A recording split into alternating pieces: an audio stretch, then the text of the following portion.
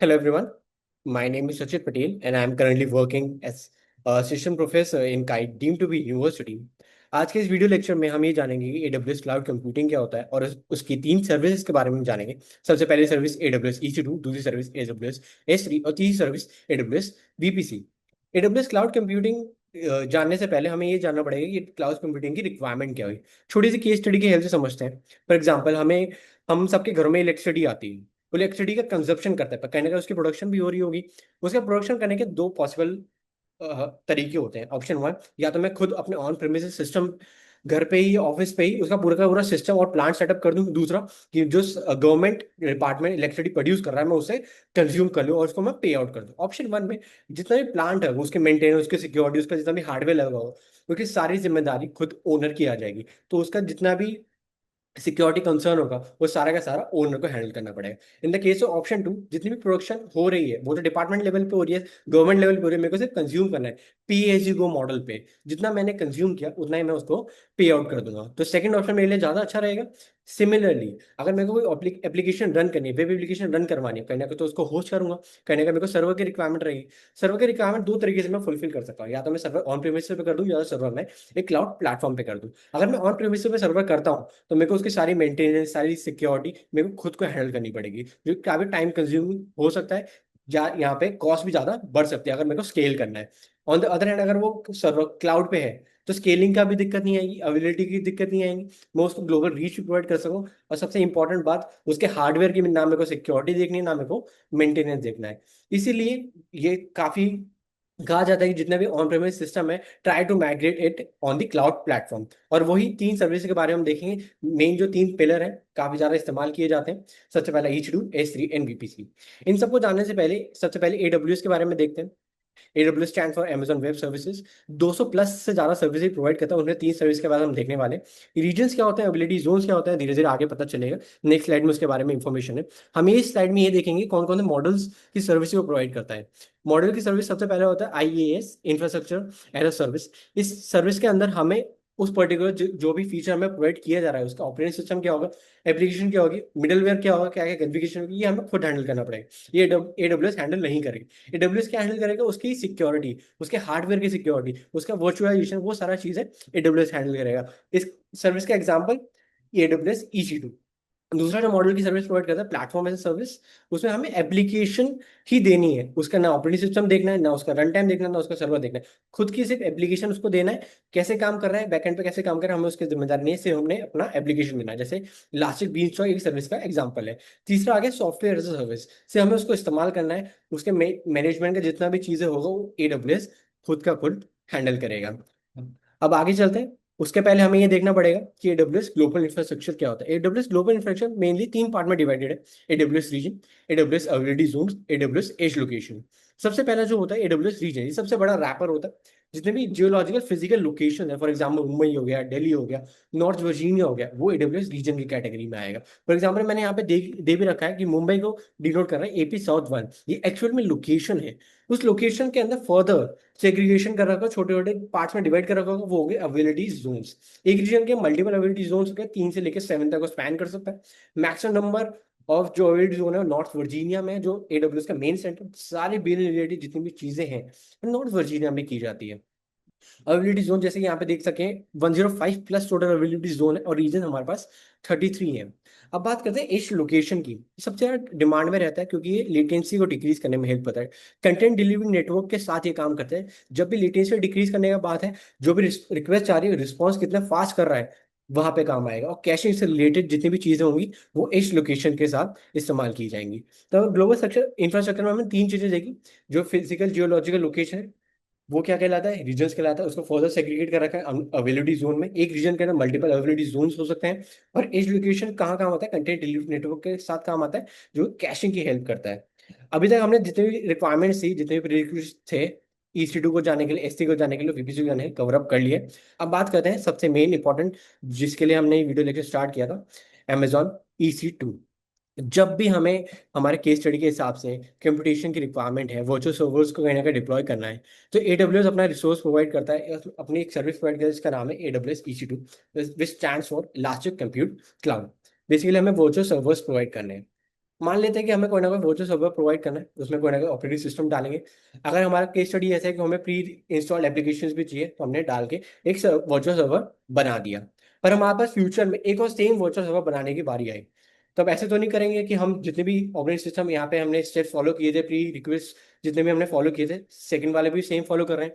हम ये कर सकते हैं, पहले वाले की एक कॉन्फ़िगरेशन फाइल बना लेंगे, उस कॉन्फ़िगरेशन फाइल की हेल्प से हमारा सेकंड वर्चुअल सर्वर है वो बना लेंगे। तो इस चीज को हैंडल कैसे करता है एडब्ल्यूएस?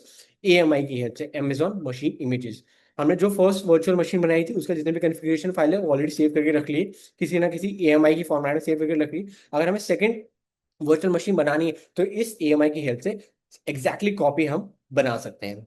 इंस्टेंस टाइप हमें ये बताता है कि हमारा जो केस स्टडी है किस टाइप की है। अगर हमें कंप्यूटेशन पावर ज़्यादा ज़्यादा चाहिए तब कंप्यूट ऑप्टिमाइज वाला ले सकते हैं इंस्टेंट टाइप। अगर स्टोरेज ज़्यादा चाहिए स्टोरेज ऑप्टिमाइज वाला चाहिए, आईओप्स ज़्यादा चाहिए इनपुट ऑपरेशन ज़्यादा, आईओप्स ऑप्टिमाइज वाले की तरफ हम जा सकते हैं। अब ईबीएस वॉल्यूम क्या होता है? ईबीएस वॉल्यूम बेसिकली कुछ ना कुछ स्टोरेज हमारे पास वर्चुअल मशीन के अटैच होगी, तो ये वो वाली स्टोरेज है, elastic block storage.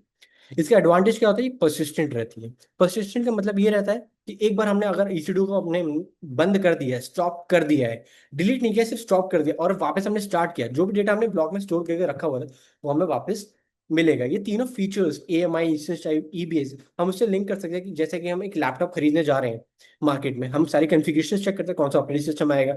Instance type से हम ये देख सके क्या उसका प्रोसेसर होना चाहिए, ईबीएस में कितनी रैम होनी चाहिए, कितना रोम होना चाहिए, ये हम चेक करते हैं। तो इन तीनों चीज़ों से हम ये चेक कर सकते हैं। अब बात करते हैं की पेयर क्या होता है। अगर हमने वर्चुअल सर्वर बनाया है तो हम उसको एक्सेस करेंगे, सिक्योरली एक्सेस करेंगे, अनऑथराइज एक्सेस ना हो जाए, तो की पेयर की से हम ऑथेंटिकेशन ऑथराइजेशन हम कर सकते हैं सिक्योरिटी ग्रुप्स। मान लीजिए हमारा पास एक EC2 है, उसके साथ में एक रैपर चलेगा सिक्योरिटी ग्रुप का।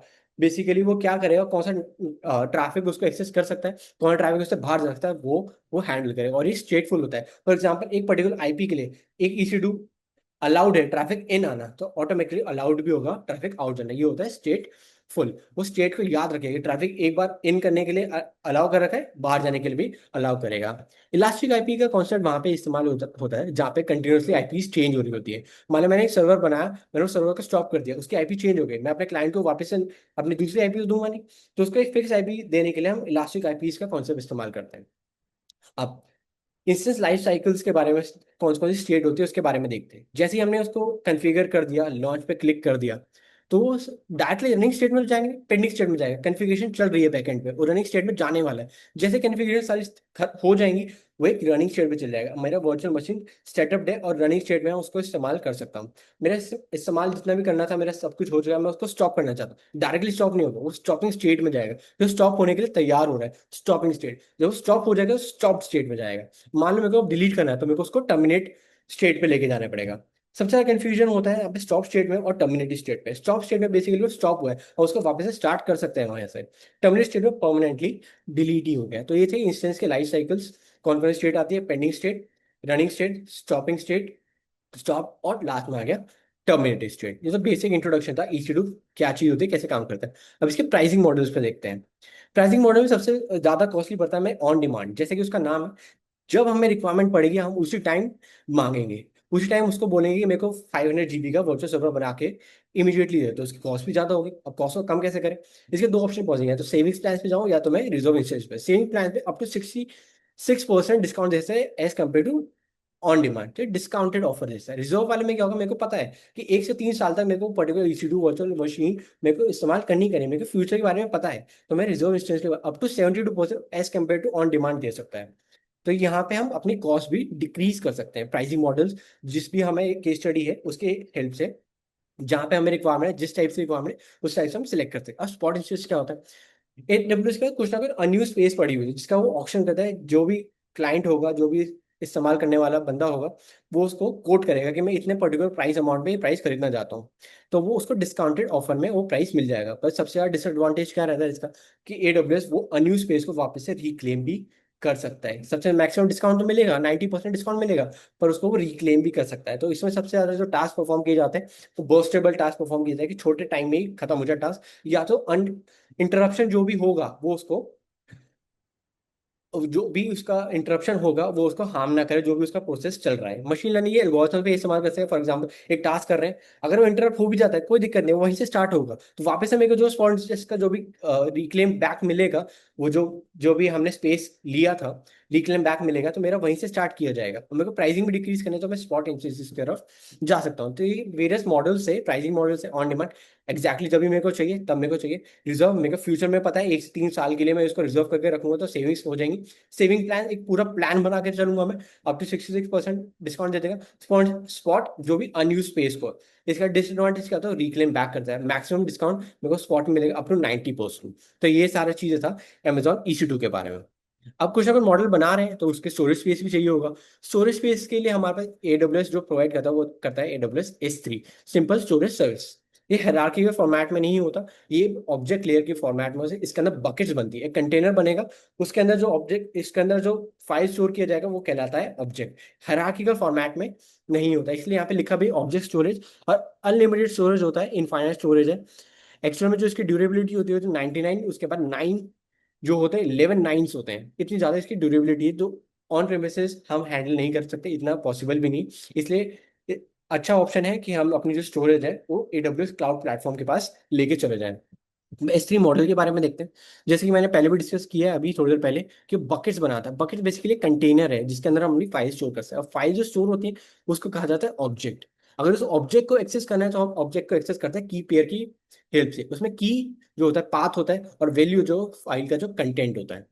इसमें वर्जनिंग भी कर सकते हैं। वर्जनिंग का मतलब ये होता है, मान लो एक फाइल को मैंने अपडेट करके दूसरे सेम नाम से वापस से अपलोड किया जाए, वर्जन 1 वर्जन 2, पर जो सेकंड फाइल थी उसमें कुछ गड़बड़ हो गई है, मेरा प्रोडक्ट चल नहीं रहा, मेरे को रोल बैक करना है वर्जन 1 पे, तो ये वाला ऑप्शन भी पॉसिबल, वर्जनिंग पॉसिबल है।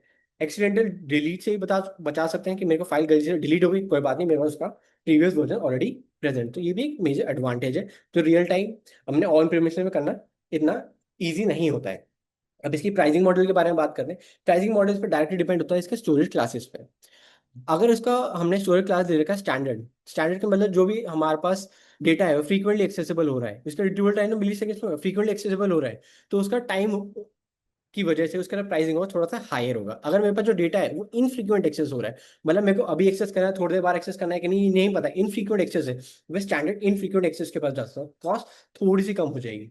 अब इन चीज़ों को मेरे को ऑटोमेट करना है तो मैं लाइफ साइकिल डिफाइन कर सकता हूँ। लाइफ साइकिल कैसे डिफाइन कर, फॉर एग्जाम्पल मेरा जो पर्टिकुलर डेटा है वो फर्स्ट 7 डेज के लिए स्टैंडर्ड में रहे, नेक्स्ट 7 डेज के बाद वो इनफ्रीक्वेंट एक्सेस में चल रहा है, नेक्स्ट 7 डेज के बाद वो फर्दर किसी कैटेगरी में चल रहा है। ये लाइफ साइकिल है। ये कैसे कर सकता हूँ मैं, स्टोरेज क्लासेस में एक टाइप है इंटेलिजेंट टियरिंग, तो मैं स्टोरेज क्लास में लाइफ साइकिल्स भी डिफाइन कर सकता हूँ। अब बात करते हैं, मेरे को बैकअप का डेटा रखना है, ह्यूज अमाउंट का डेटा रखना है, पर बैकअप का डेटा है मेरे को फ्रीक्वेंटली एक्सेस नहीं करना, रिट्रीवल टाइम उसका बहुत ज्यादा भी हो मेरे को चलेगा, कोई दिक्कत नहीं है, तो मैं ग्लेशियल वाली कैटेगरी में जा सकता हूँ, ग्लेशियल इंस्टेंट और ग्लेशियल डीप आर्काइव। तो ये था ओवरव्यू सिंपल स्टोरेज सर्विसेज का। नियरली इनफाइनाइट स्टोरेज प्रोवाइड किया, ड्यूरेबिलिटी बहुत हाई है, हायरार्किकल स्ट्रक्चर नहीं है, ऑब्जेक्ट स्टोरेज है, बकेट्स बनती है इसमें की वैल्यू फेयर पेयर की हेल्प से ऑब्जेक्ट को हम एक्सेस करते हैं। की यहाँ पे होता है, मेन चीज ये जानना है कि यहाँ पे होता है फाइल का पाथ। तो इसके 3 बेसिक एडवांटेजेस है। वर्जनिंग, एक्सीडेंट डिलीट से बचा सकते हैं, रोल बैक करना है तो उससे ही बचा सकते हैं।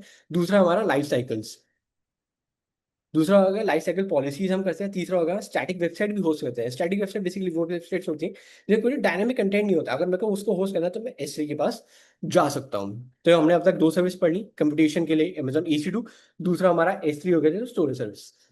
अब हमें एक प्राइवेट नेटवर्क बनाना है। ये सारी स्टोरेज जो भी स्टोरेज सर्विसेज कंप्यूटर सर्विस बनाई कहीं ना कहीं किसी नेटवर्क में तो पड़ी हुई होंगी।